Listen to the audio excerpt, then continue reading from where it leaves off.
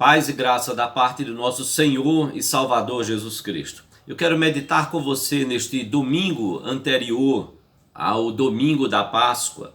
Quero meditar com você no texto de Êxodo, capítulo 12, dos versículos de 1 a 13. E na primeira epístola de Paulo, no capítulo 5, versículo 7. Eu sugiro a você que leia esse texto antes, agora, de você poder ouvir a pregação. Refletindo sobre esse texto, eu preciso dizer que o livro de Êxodo foi escrito mais ou menos por volta do ano 1450 a.C., ou seja, há aproximadamente quase 3.500 anos atrás. E o livro de 1 Coríntios, capítulo 5, versículo 7, o texto de 1 Coríntios foi escrito por volta do ano 55 a 57 depois de Cristo, já da nossa era. E é nesse texto de 1 Coríntios 5, versículo 7, que Paulo vai dizer que também Cristo, o nosso Cordeiro Pascal, foi imolado.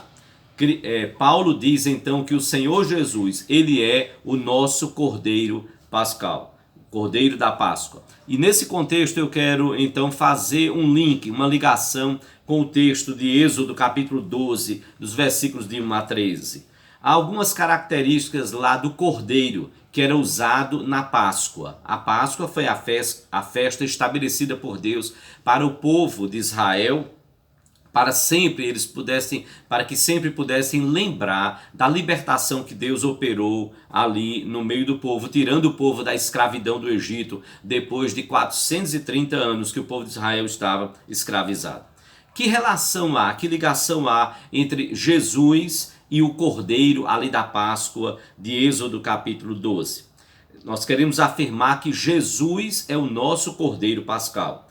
Primeiro lugar é que o Cordeiro, Jesus é o nosso Cordeiro Pascal porque ele é um Cordeiro suficiente. Se olharmos para o texto de Êxodo capítulo 12, a Bíblia vai nos dizer nos versículos 3 e 4 que aquele cordeiro deveria ser comido por uma família. Se uma família não desse conta, teria que chamar outra família. Mas o texto nos diz no versículo 10 que nada poderia se perder, nada poderia estragar. Assim como também o sacrifício do Senhor Jesus Cristo. O que Jesus fez na cruz do Calvário, ele é suficiente para a nossa salvação. Nada se perde, nenhum dos eleitos de Deus se perderá. A família é alcançada e abençoada, assim como foi lá em Êxodo, no capítulo 12, assim também na palavra de Deus. Famílias como a de Cornélio, lá em Atos dos Apóstolos, família como a de Lídia, que foi alcançada, família como a do carcereiro, que era responsável pela prisão onde ficou Paulo e Silas, famílias como as famílias que foram listadas quando Paulo escreve a epístola aos Romanos no capítulo 16. Todas essas famílias foram alcançadas pela graça de Deus, pelo Evangelho do Senhor Jesus Cristo. Então nós afirmamos, o Cordeiro que é Jesus, Jesus é o nosso Cordeiro Pascal, porque em primeiro lugar ele é um Cordeiro suficiente. Ele é suficiente para salvar as nossas vidas e a nossa família. Mas Jesus não é só o nosso Cordeiro Pascal, porque é um Cordeiro suficiente. Jesus é também um Cordeiro perfeito. E é isto que nos diz o texto lá de Êxodo capítulo 12, o versículo 5. A Bíblia diz lá que deveria ser um cordeiro ou um cabrito de 1 ano. E essa expressão de 1 ano dava justamente a ideia de que esse cordeiro já estava plenamente desenvolvido. Precisaria ser um cordeiro sem defeito para trazer a ideia de perfeição. E precisaria ser um cordeiro macho, não poderia ser fêmea. Tudo isso porque apontava e pré-anunciava o Senhor Jesus Cristo. Jesus, a Bíblia diz que ele nasceu macho, como diz lá em Isaías capítulo 9, versículo 6. Um menino nos nasceu. Então, desta forma, ligado à questão do cordeiro lá de Êxodo 12, que precisaria ser macho. A Bíblia diz que na plenitude da vida do Senhor Jesus Cristo, era a plenitude daquela época, aos 33 anos, o Senhor Jesus Cristo entregou a sua vida. Plenamente desenvolvido o Senhor Jesus. E a Bíblia diz que Jesus era tão perfeito, e é e continuará sendo, que ele mesmo, o Senhor Jesus, lá em João 8:46, perguntou aos seus opositores: quem me convence de pecado? Se lermos Hebreus, a Epístola aos Hebreus, capítulos 9 e 10, nós vamos encontrar a superioridade do Senhor Jesus Cristo e a perfeição do sacrifício do Senhor Jesus, contrastando com os sacrifícios que eram apresentados tempo após tempo no meio do povo de Israel.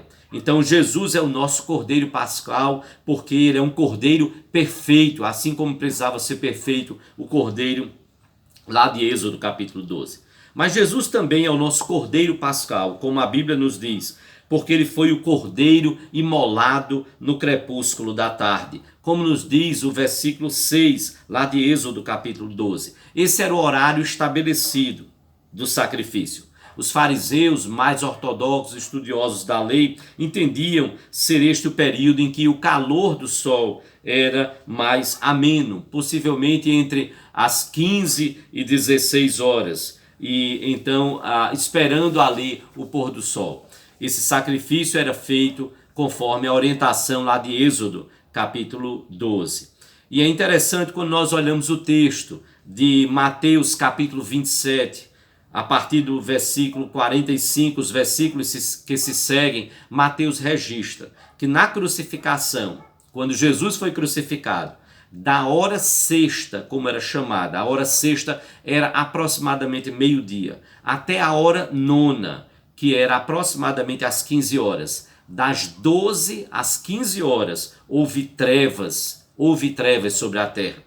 E a Bíblia diz que por volta da hora nona, ou seja, por volta das 15 horas, Jesus Cristo clamou: Deus meu, por que me desamparastes? O nosso pecado foi lançado sobre o Senhor Jesus Cristo quando ele estava ali crucificado. Ele estava satisfazendo plenamente, cumprindo e pagando pelos nossos pecados. Jesus então clamou: Deus meu, por que me desamparastes? E a Bíblia diz que no versículo 5, ele clamou e entregou o seu espírito a Deus. Jesus não morreu antes do tempo, não morreu fora do tempo, muito pelo contrário. A Bíblia nos ensina que ele morreu no tempo certo. E é isso que está lá em Romanos, capítulo 5, versículo 6. Jesus Cristo morreu, diz a Bíblia, a seu tempo. Ele morreu no tempo certo, no tempo estabelecido por Deus, na eternidade. Jesus cumpriu seu sacrifício e morreu.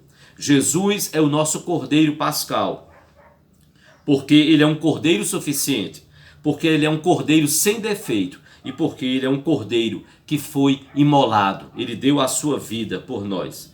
Mas a Bíblia também nos ensina que Jesus é o nosso cordeiro pascal, porque ele é um cordeiro cujos ossos não seriam quebrados, como está lá em Êxodo, no capítulo 12, que nós lemos, os versículos 8, 9 e o versículo 46. Ainda no versículo 46 sobre a Páscoa. Veja, os ossos do cordeiro, lá da Páscoa de Êxodo capítulo 12, não podiam ser quebrados. Isso é muito interessante. Daí porque o cordeiro não poderia ser cru, o cordeiro não poderia ser mal passado, o cordeiro não poderia nem ser cozido na água, mas a determinação de Deus era que o cordeiro lá de Êxodo capítulo 12, ele fosse assado, e isso para fortalecer os ossos, era simbolizando, sinalizando e apontando para a cruz do Senhor Jesus Cristo. Jesus Cristo, a Bíblia nos diz lá em João capítulo 19,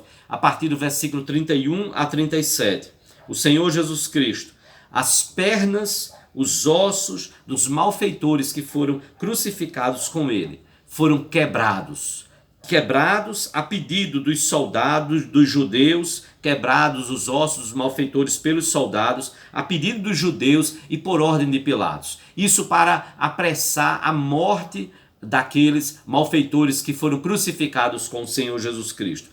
E a Bíblia diz que quando os soldados foram quebrar os ossos do Senhor Jesus para então apressar a sua morte, eles verificaram com a lança, perfuraram na lateral, e o líquido que saiu sinalizou que Jesus já estava morto. Os seus ossos não foram quebrados, como nos diz a palavra de Deus, lá em Êxodo capítulo 12, versículo 46, versículos 8 e 9, e como nos diz o Salmo 34, versículo 20.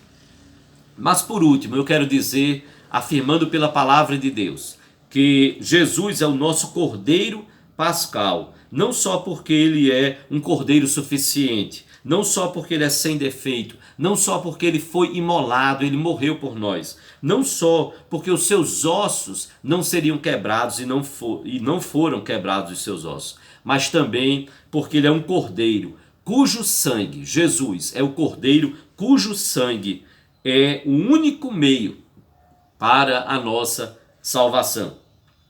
Sem sangue, nenhum cordeiro sobreviveria. Nenhum cordeiro iria sobreviver.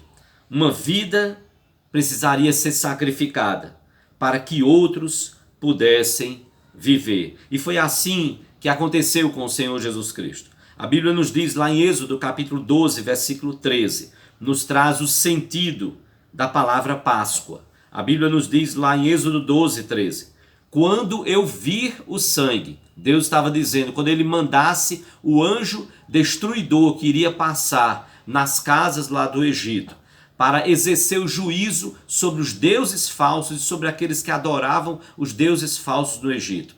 O Deus revelado na Bíblia, ele diz, quando eu vir o sangue, quando eu passar pelas casas e eu vir, quando eu contemplar o sangue do Cordeiro, então esse anjo, ele vai passar sobre vocês. Ele não vai trazer o mal sobre a casa de vocês. Ele passará por sobre vocês. E essa é a ideia da palavra Páscoa. É passar por cima. É quando então o anjo enviado por Deus para exercer o juízo de Deus, como foi lá em Êxodo, ele passou por cima das casas. Mas observe bem, a ideia de passar por cima, de poupar, exigia que aquelas casas, então, que haviam sacrificado o cordeiro e comido o cordeiro, pudessem aspergir, pudessem passar o sangue nos umbrais da porta, naquela parte de fora que apoiava, de certa forma, a porta. Vários cordeiros foram mortos, no lugar de várias vidas e famílias que foram poupadas. O cordeiro havia sido comido ali, mas o sangue do cordeiro havia então sido passado sobre os umbrais da porta, para que o anjo pudesse ver e passar adiante, e não tirar a vida do primogênito daquela casa. O unigênito Filho de Deus morreu para que eu e você possamos, crendo nele, entregando a nossa vida ao Senhor Jesus Cristo, atendendo ao chamado da graça maravilhosa, poderosa de Deus. O sangue do Cordeiro, nós crendo nele, o sangue do Cordeiro foi derramado. O unigênito Filho de Deus morreu para que eu e você possamos ser salvos. Como diz Paulo, lá em 1 Coríntios, capítulo 5, versículo 7. Cristo, o nosso Cordeiro Pascal. Ele, Jesus, é o nosso sacrifício, único, perfeito, insuperável, insubstituível e indispensável. Nós precisamos crer no Senhor Jesus Cristo. Nós, ano após ano, celebramos no domingo anterior ao feriado da Páscoa. Nós temos o nosso café da ressurreição, o café da Páscoa, como você queira chamar. O mais importante é que nós celebramos a morte e a ressurreição de Jesus sempre. Nós anunciamos, nós celebramos, nós relembramos quando participamos da ceia do Senhor, que estaríamos hoje, se estivéssemos no templo todos reunidos, estaríamos então participando da ceia do Senhor e relembrando que Ele morreu para perdoar os nossos pecados e que nós precisamos crer e abrir o nosso coração atendendo ao chamado de Deus. Nós celebramos também, como eu disse, sempre o café da ressurreição, da Páscoa, sempre um domingo antes do feriado, possibilitando que os nossos visitantes, convidados, possam estar conosco. Hoje, nós não estamos lá. Nós não estamos no templo. Será um momento marcante para as nossas vidas. Nem hoje e nem no próximo domingo acreditamos que ainda não vamos estar. para então procurarmos deter essa proliferação. Não vamos estar fazendo aglomerações no templo, mas nós poderemos estar em casa. Nós poderemos estar orando e agradecendo a Deus e esperando no Senhor o dia em que nós poderemos estar juntos novamente, para celebrarmos a ceia do Senhor juntos, para cultuarmos a Deus no culto público juntos, adorando ao Senhor.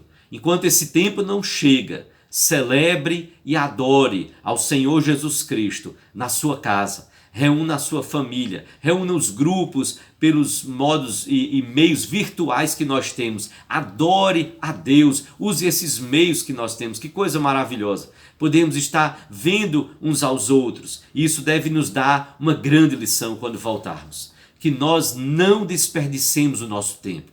Que nós possamos estar reunidos. Se você pode estar pela manhã e à noite, esteja. Que nós estejamos juntos para celebrarmos aquele que é o nosso Cordeiro Pascal, o nosso Senhor e Salvador Jesus Cristo. Entregue a sua vida a Ele. Dedique a sua vida a Ele. Atenda ao seu chamado. Atenda ao chamado da graça maravilhosa de Deus. Graça que é favor que nós não merecemos. Jesus é o nosso Cordeiro Pascal, porque Ele é o Cordeiro suficiente, Ele é o Cordeiro sem defeito, Ele é o Cordeiro imolado que morreu por nós, Ele é o Cordeiro cujos ossos não foram quebrados, Ele é o Cordeiro cujo sangue, o seu sacrifício, é o único meio pelo qual nós podemos ter os nossos pecados perdoados e nós poderemos estar para sempre com o Senhor quando partirmos para a eternidade. Que o Senhor Jesus Cristo seja louvado nas nossas vidas. Como igreja, possamos bendizer e adorar o nome do Senhor Jesus Cristo, para que ao nome de Jesus se dobre todo joelho e toda língua confesse que Jesus Cristo é o Filho de Deus, para a glória de Deus Pai. Deus seja louvado.